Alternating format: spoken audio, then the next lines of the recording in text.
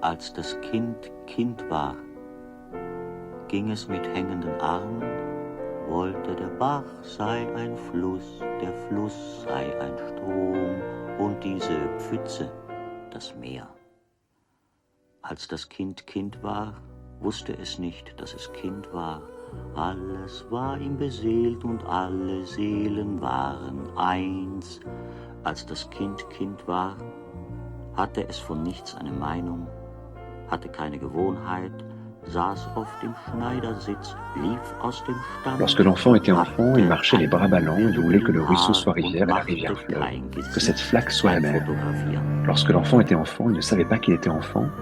Tout pour lui avait une âme, et toutes les âmes étaient une. Lorsque l'enfant était enfant, il n'avait d'opinion sur rien, il n'avait pas d'habitude.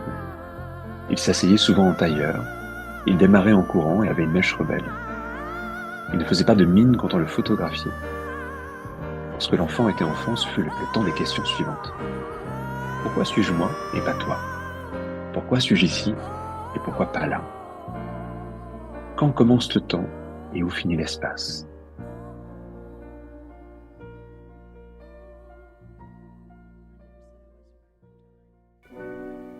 Fermez les yeux.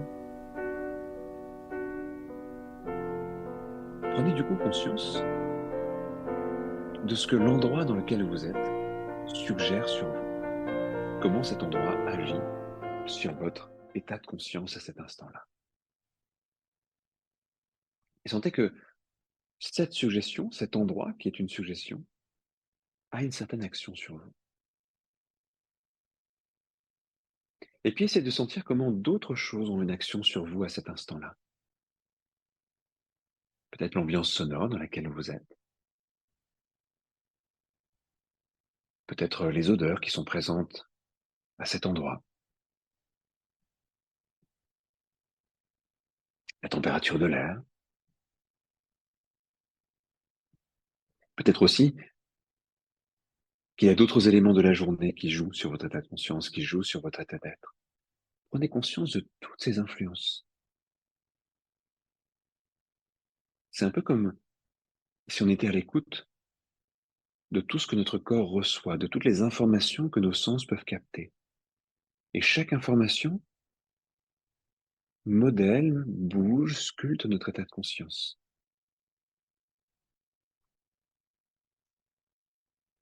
Si on se laissait comme ça, balloter un peu au hasard, sans doute que notre état finirait par ne pas forcément nous amener dans une direction particulière, mais un peu comme un voilier qui sait dans quelle direction il va. Si on emprunte les courants pour avancer, si on emprunte les courants pour aller quelque part, alors là, c'est différent. On choisit sa direction, on commence à naviguer, on commence à avoir un cap. Et on peut s'émerveiller du fait qu'il y a en permanence des choses que l'on pourrait utiliser pour aller dans une direction ou dans une autre. On se rappelle alors profondément à quel point ce monde est étonnant, magique, comme en permanence ça bouge, comme en permanence on est remué, ballotté et qu'on pourrait très bien ne plus le voir. Vous vous connectez à cette possibilité. Tout bouge en permanence. Tout est tout le temps en mouvement. Rien n'est stable. Rien n'est continu. C'est profondément chaotique, profondément instable, profondément en vie, en mouvement. Et en vous, il y a 1000 façons de vivre ces mouvements, 1000 façons de ressentir les choses.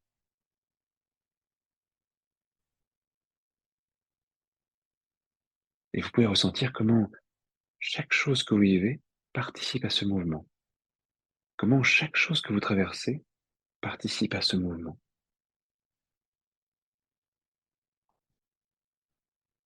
Comment les expériences de la journée agissent sur vous, comment les expériences imaginaires agissent sur vous aussi.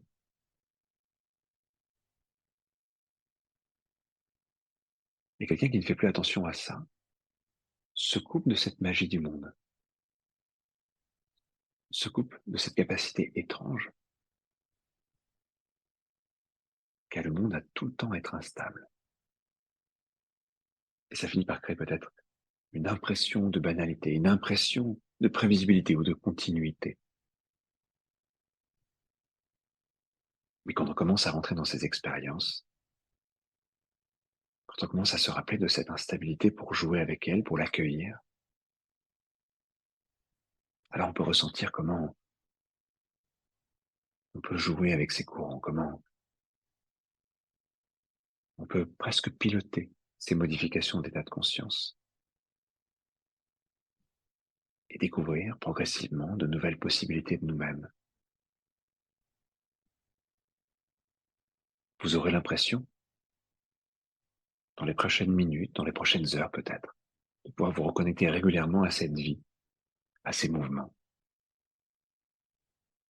Vous aurez l'impression, dans les prochains temps, de garder une connexion très forte avec cette instabilité permanente. Et ça créera un côté émerveillé, une sensation de fluidité, une sensation de mouvement avec laquelle on peut jouer. Vous resterez très fortement connecté à ce côté magique et mystérieux qu'est le monde. Et à la manière dont, en permanence, vous êtes atteint par des centaines et des centaines et des centaines de suggestions qui chacune apporte leur pierre à l'édifice, qui chacune a la capacité d'agir sur vous, d'agir en vous, d'agir et de modeler, de modifier votre état.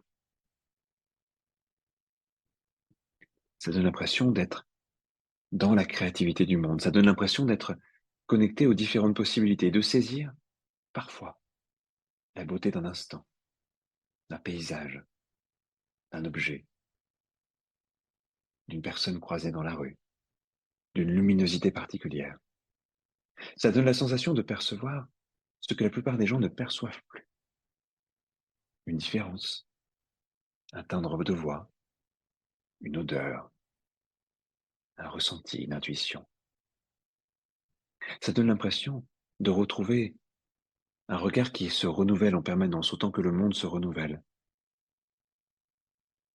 Un regard qui saisit l'instant, qui saisit l'instant, le fugace, l'imprévisible, l'étonnant,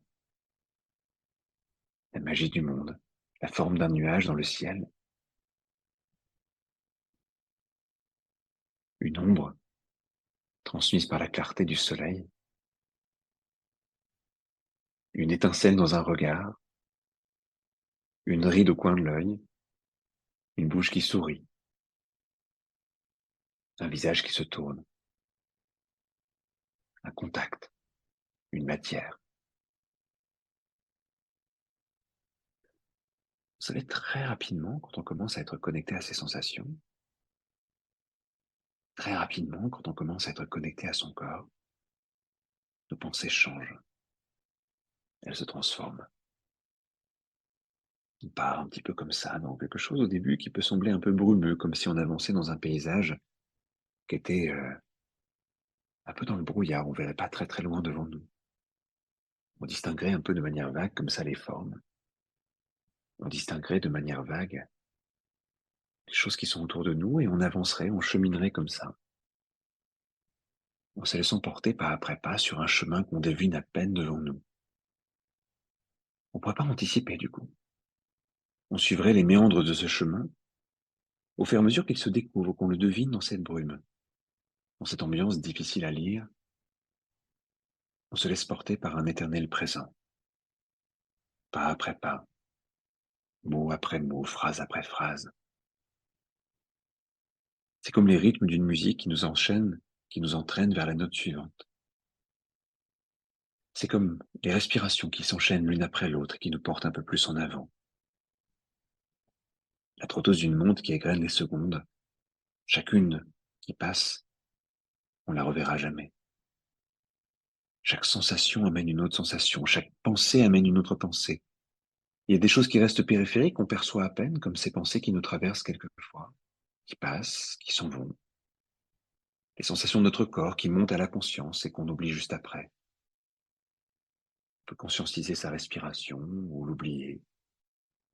On peut se rappeler de son corps ou être ailleurs et oublier son corps.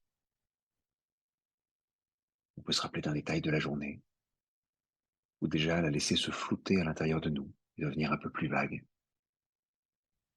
On peut se connecter à soi et approfondir l'expérience.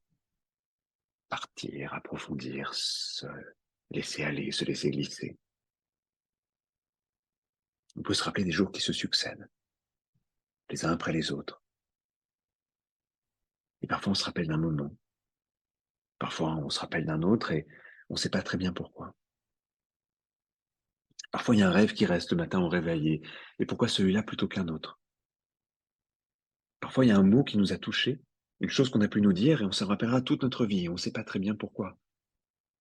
Parce qu'il y a peut-être d'autres choses qu'on nous a dit qui étaient plus importantes encore et qu'on a oubliées. Quelquefois on se rappelle du parfum d'une fleur. On s'appelle d'un paysage le matin en ouvrant les volets. On s'appelle du sourire d'une personne qu'on aime. On se rappelle de la couleur d'un vêtement. On se rappelle de la texture d'une matière. On se rappelle du contact d'une peau.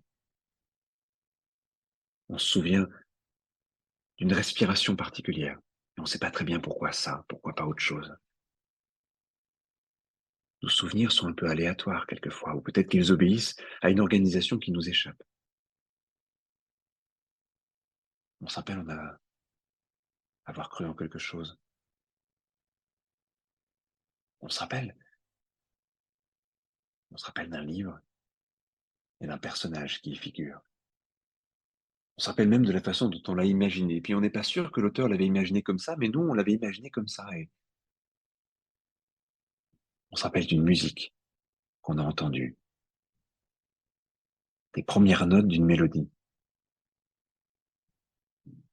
On se rappelle avoir éteint la lumière ce jour-là. On se rappelle qu'il faisait beau cet autre jour, ou qu'il pleuvait ce matin-là. On se souvient de la sensation de l'humidité sur la peau dans ces matins humides. On se rappelle de la sensation d'une goutte d'eau qui nous tombe sur la tête.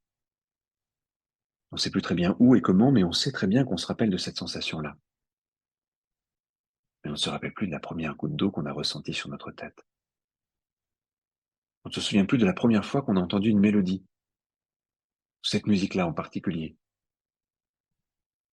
On ne se souvient pas vraiment de tel anniversaire ou de telle rencontre.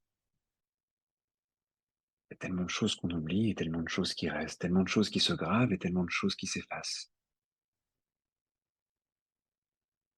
Si on remonte le temps, on pourrait remonter le cours d'un fleuve pour en trouver sa source.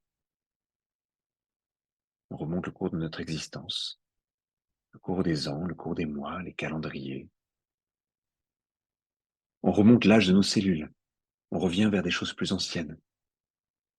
On remonte le temps de nos compréhensions, de nos apprentissages. On revient vers des non-savoirs, vers des choses qu'on ne peut pas avoir en tête puisqu'on ne les a pas encore vécues.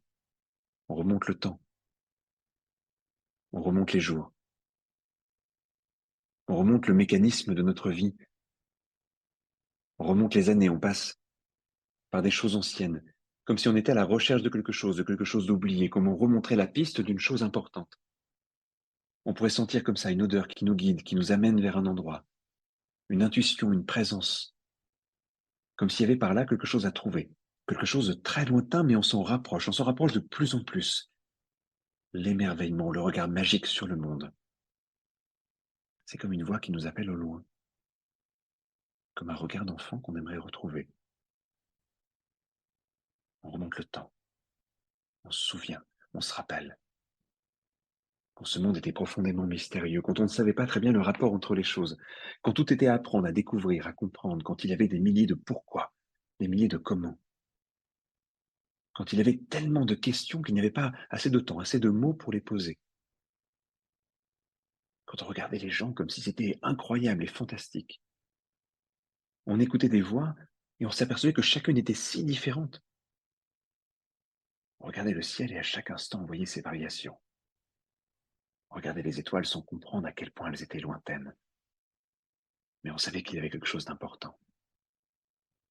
On goûtait de la mer ou de l'acide. On n'aimait pas. On réagissait, on était dégoûté. C'était bon, c'était pas bon. C'était des goûts nouveaux. Et ça changeait d'un jour à l'autre. le sucré,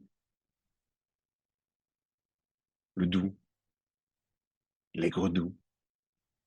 Toutes ces sensations qu'on ne savait pas encore nommer. Les odeurs, toutes ces odeurs qui venaient chatouiller notre nez. Des odeurs qu'on sentait, qu'on les aime ou qu'on les aime pas. Des odeurs qu'on subissait ou des odeurs qu'on choisissait. Des images, des dessins. La gourmandise de quelque chose que l'on pressent. Un mouvement pas encore tout à fait en place. L'envie d'attraper un objet fascinant. Des mots qu'on entend. Les mots beaux ou étonnants, prononcés par des voix différentes et variées. Et la sensation que ce monde est tellement incroyable. La sensation que ce monde est tellement magique, tellement étonnant, qu'on n'en fera jamais le tour. La sensation qu'à chaque instant, c'est fondamentalement différent. Il n'y aura jamais deux instants similaires. Quand on regarde une personne, c'est déjà plus la même. Quand on regarde la vie, elle est déjà changée, transformée. La sensation d'immensité du monde, la sensation d'immensité de l'objet qu'on tient dans la main, l'infini de cet objet avec tout ce qu'il est et tout ce qu'il représente. Les premiers concepts, les premiers calculs, les premières idées. Et retrouver cette beauté, cette incroyable beauté de l'instant, cet incroyable émerveillement. Ça donne envie de goûter, ça donne envie de jouer, ça donne envie d'explorer. C'est magique, c'est étonnant. Le monde n'a jamais changé depuis vous enfant. Le monde n'a pas du tout changé, c'est juste votre regard qui a changé. Si on change le regard, on retrouve le monde qu'on a connu, profondément beau, mystérieux et magique. Si on retrouve notre regard, on s'aperçoit que le monde est toujours identique dans sa complexité, dans sa folie, dans sa capacité à nous toucher. Que les gens sont toujours aussi mystérieux, que les concepts sont toujours aussi incompréhensibles. Il y a juste à retrouver ce regard et à le ramener. On revient là, on revient ici, et quelque chose est avec nous. Lorsque l'enfant était enfant, il marchait les bras ballants, il voulait que le ruisseau soit rivière et la rivière fleuve, que cette flaque soit la mer. Lorsque l'enfant était enfant, il ne savait pas qu'il était enfant. Tout pour lui avait une âme, et toutes les âmes étaient une. Lorsque l'enfant était enfant, il n'avait d'opinion sur rien, il n'avait pas d'habitude. Il s'asseyait souvent en tailleur, il démarrait en courant et avait une mèche rebelle. Il ne faisait pas de mine quand on le photographiait. Lorsque l'enfant était enfant, ce fut le temps des questions suivantes. Pourquoi suis-je moi et pas toi? Pourquoi suis-je ici et pourquoi pas là? Quand commence le temps et où finit l'espace? La vie sous le soleil n'est pas qu'un rêve. Ce que je vois, entends et sens n'est pas simplement l'apparence d'un monde devant le monde.